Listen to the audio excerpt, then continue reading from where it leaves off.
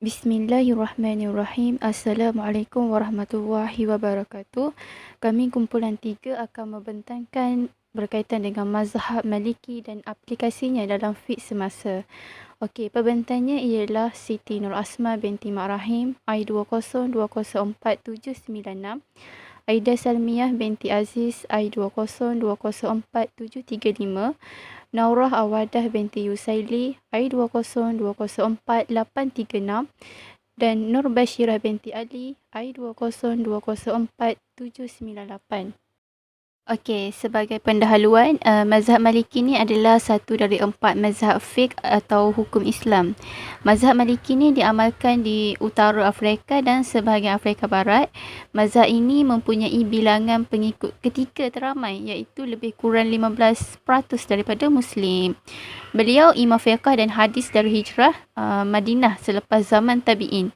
Okey, mazhab Maliki ni berbeza sedikit daripada 3 mazhab yang lain kerana terdapat tambahan kepada sumbernya. Selain dia menggunakan Al-Quran, hadis, ijma' dan qiyas, Imam Malik juga menggunakan amal ahli al-Madinah, iaitu amalan orang Islam Madinah pada zamannya sebagai rujukan sumber yang kelima lah. Okey, mengikut Imam Malik, amalan orang Madinah ni dilihat sebagai sunnah hidup.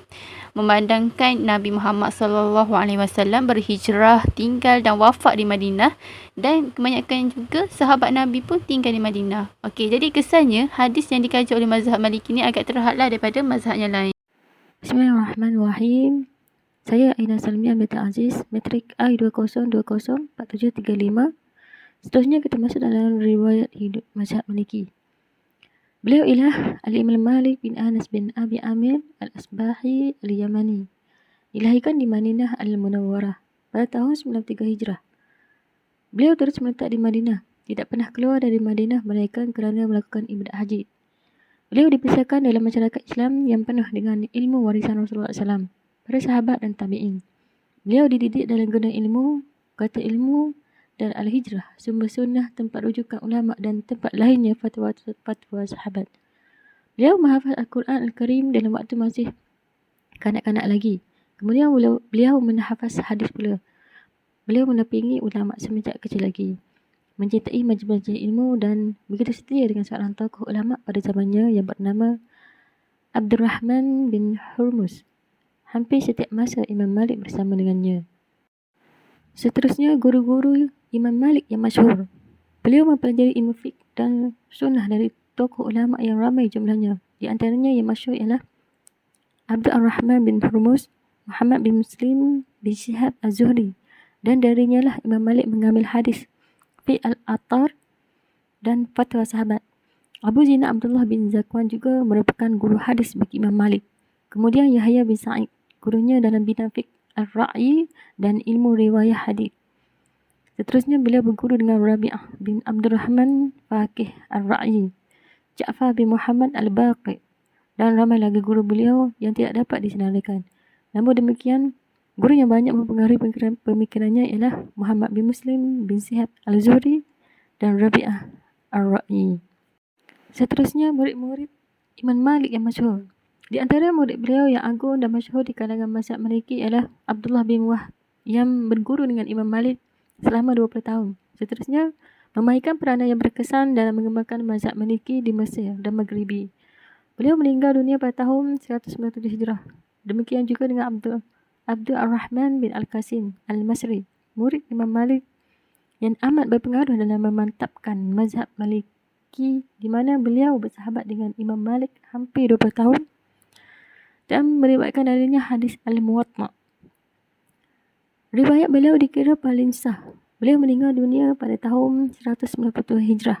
Seorang lagi murid Imam Malik ialah Ashhab bin Abdul Aziz Al-Qaisi, penyebar mazhab Maliki di Mesir. Meninggal dunia pada tahun 224 Hijrah. Abu Hasan Al-Qutubi mengembangkan mazhab Maliki di Andalus. Meninggal dunia pada tahun 193 Hijrah. Begitu juga Asad bin Furat dan Tunisia, mati syahid di Saklia dan lain-lain lagi.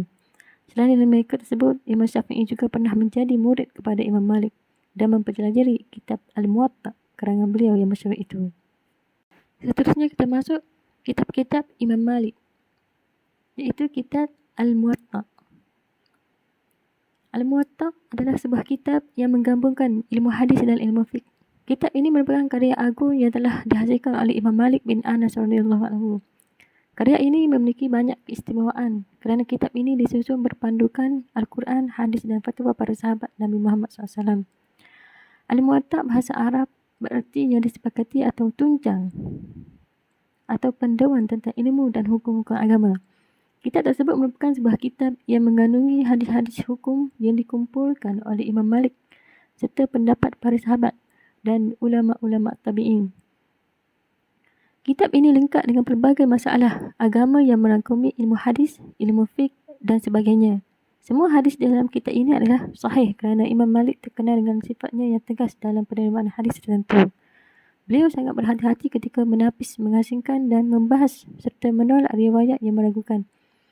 Daripada 100,000 buah hadis yang dihafal beliau, hanya 10,000 sahaja diakui sah dan daripada 10,000 buah hadis itu, hanya 5,000 sahaja yang disahkan sahih oleh beliau setelah disiasat dan dipadankan dengan Al-Quran.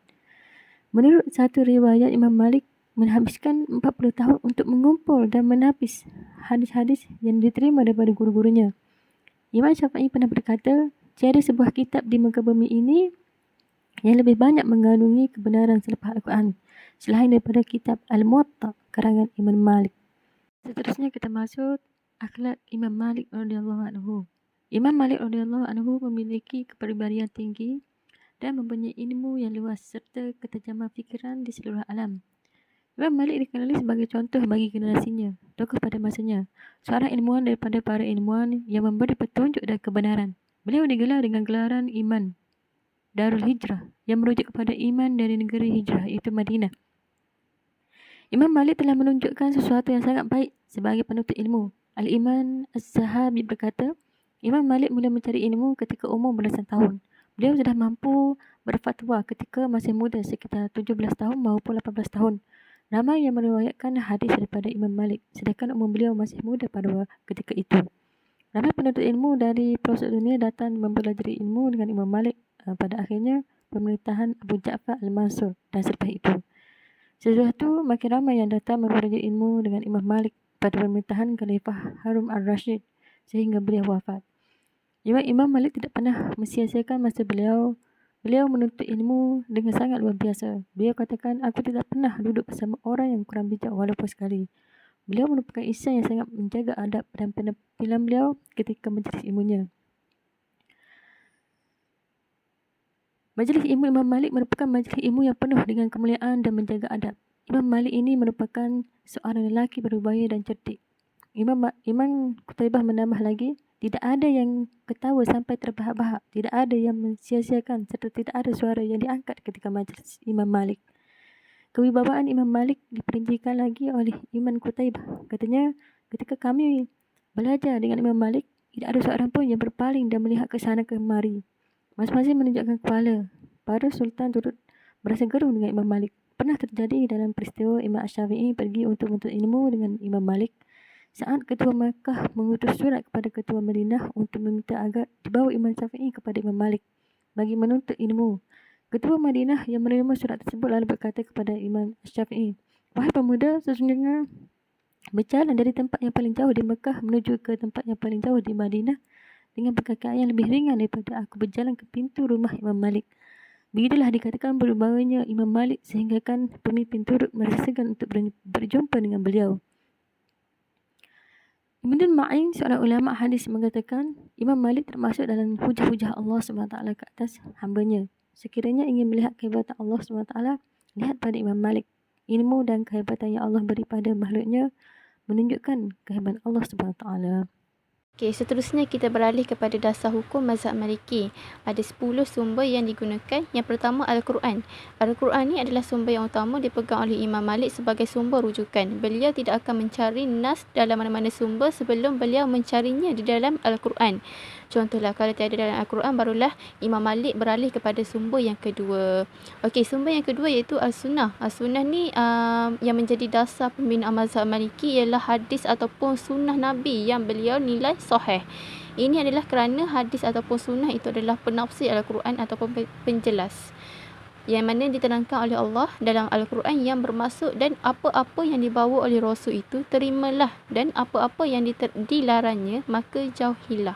Seterusnya Al-Qiyas. Qiyas ni bermaksud adalah hasil daripada perbandingan antara satu persoalan baru yang tidak mempunyai nas daripada Al-Quran ataupun hadis.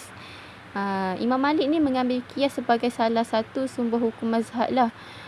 Sumber ini tidak banyak berbeza dengan semua imam-imam mazhab yang lain yang juga mengambil qiyas sebagai sumber hukum dalam mazhab masing-masing. Okay, seterusnya sumber yang ketiga iaitu ijma'. Ijma' ni dari sudut bahasa ialah kesepakatan. Dari segi istilah, sependapat ataupun sebulat suara ulama mujtahid dari kalangan umat Islam pada bila-bila masa selepas kewafatan Nabi.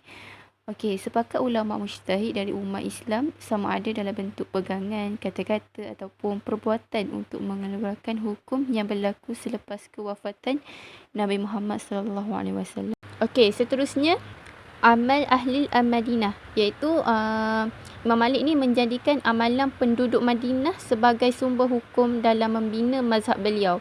Kadang-kadang beliau ni meninggalkan hadis apabila beliau dapati berlawanan dengan amalan penduduk Madinah ataupun ijma' para ulama Madinah.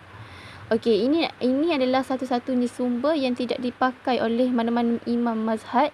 Bahkan Imam Laith bin Sa'ad pun ataupun Abu Yusuf, Imam Syafi'i sendiri mengkritik cara ini. Okey, menurut Imam Laith ni, tiada alasan Imam Malik untuk menjadikan amalan penduduk Madinah ni sebagai sumber pengeluaran hukum dalam mazhab beliau. Kerana amalan penduduk sesebuah negeri tidak boleh dijadikan hujah. Kalau amalan satu-satu negeri boleh dijadikan hujah, tentu amalan penduduk Mekah ataupun satu-satu tempat lain juga boleh dijadikan sandaran dalam membina mazhab.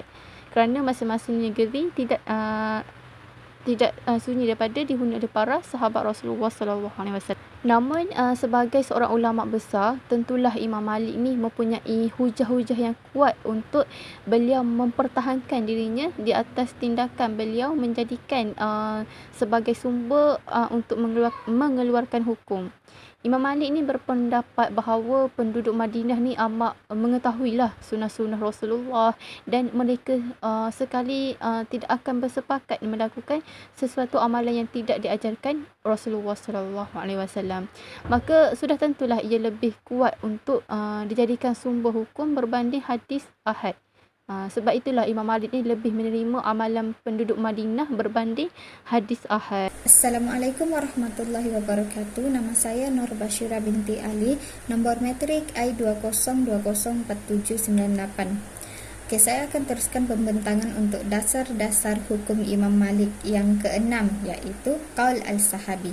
Qaul al-Sahabi ni ialah kata-kata, pendapat serta fatwa para sahabat yang berkelayakan dalam berijtihad, sama ada ketika hayat Rasulullah ataupun selepas baginda sudah wafat.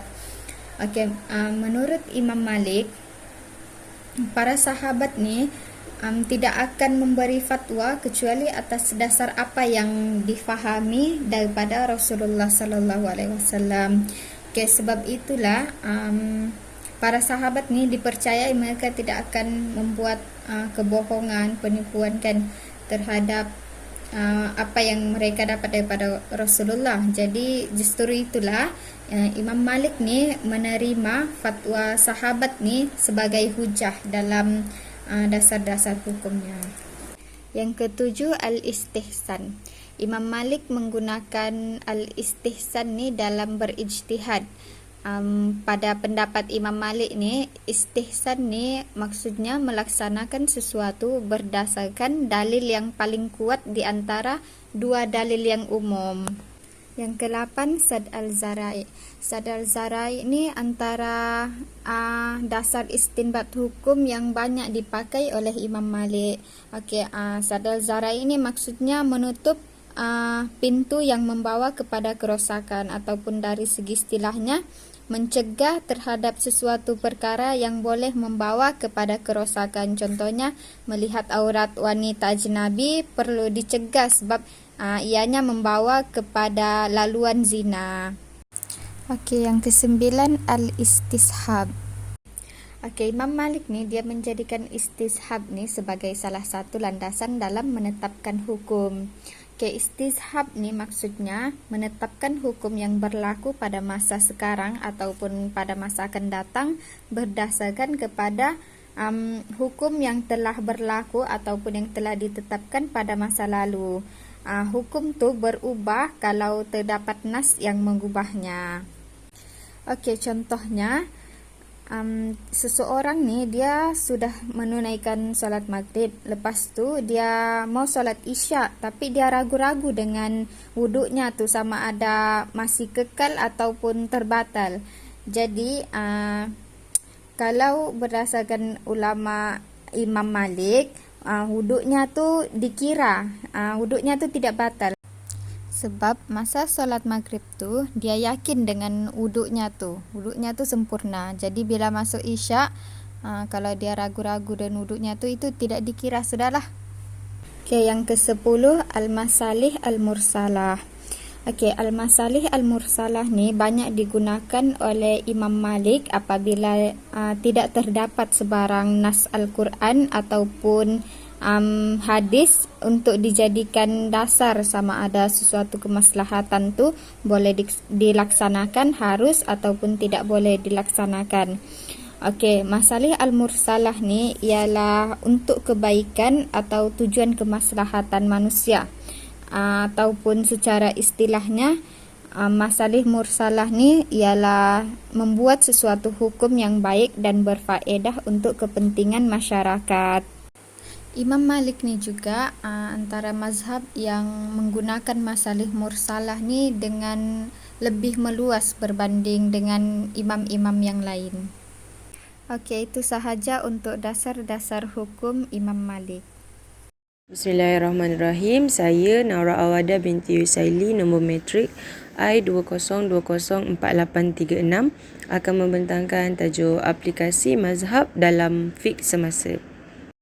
Yang pertama, keperluan kepada fiqh semasa. Okey, macam kita tahu, objektif ataupun matlamat utama untuk pembinaan fiqh semasa semestinya lah untuk memastikan syariat Islam yang ada terlaksana secara sempurna untuk kita beribadat kepada Allah, kan.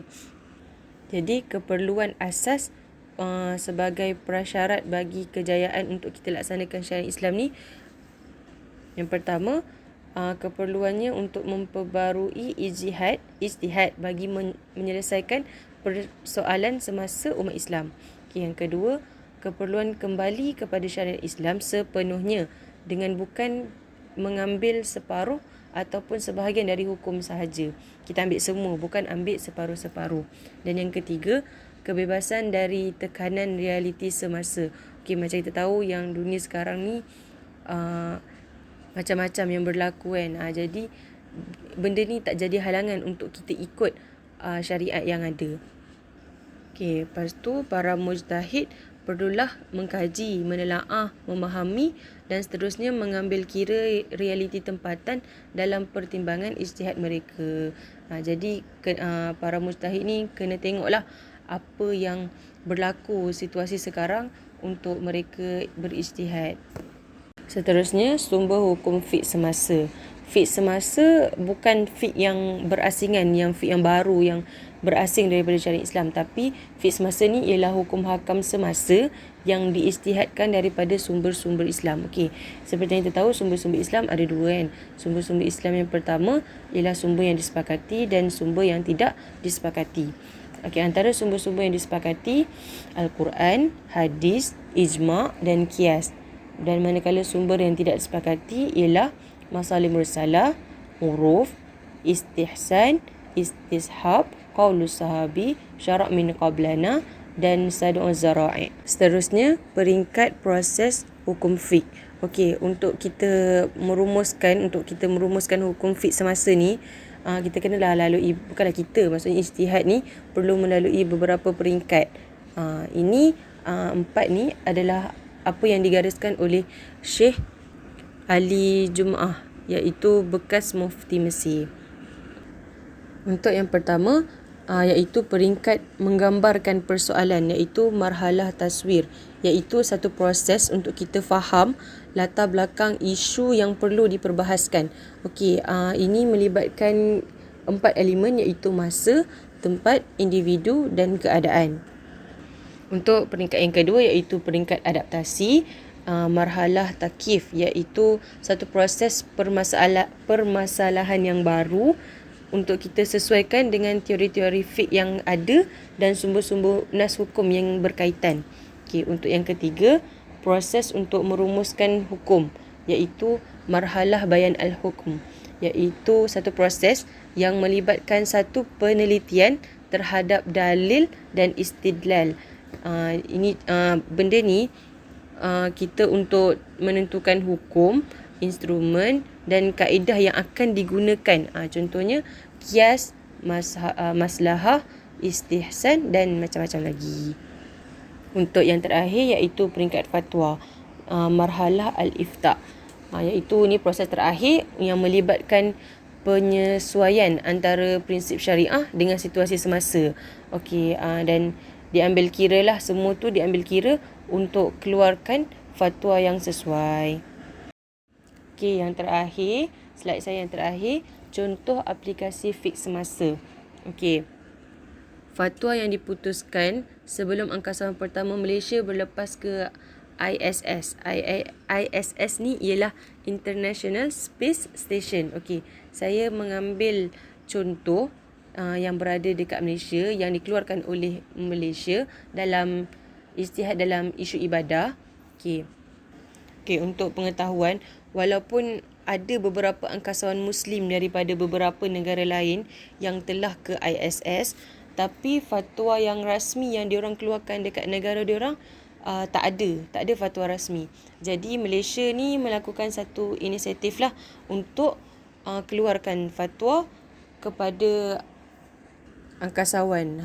Angkasawan kebetulan angkasawan pertama dekat Malaysia yang nak berlepas ke ISS, iaitu Datuk Syekh Muzaffar Syukur. Yang pertama, waktu solat dan puasa di ISS adalah mengikut waktu pelepasan.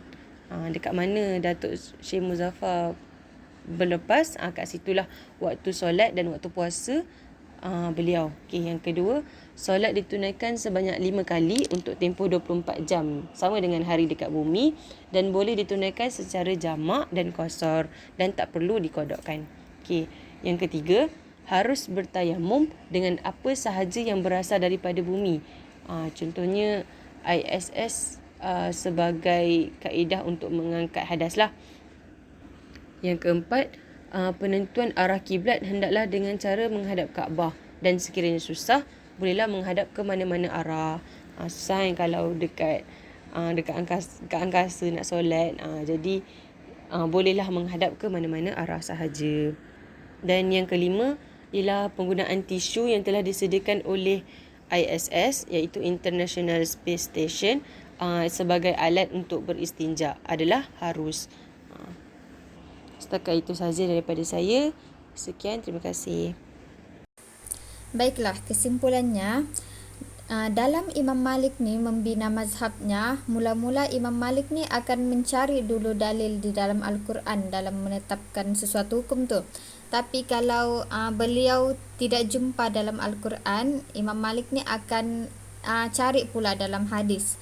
Tapi kalaupun hadis tu sahih, tapi beliau dapati tiada seorang pun penduduk Madinah yang tahu pasal hadis tu, maka beliau akan tolaklah hadis tu, biarpun hadis tu sahih.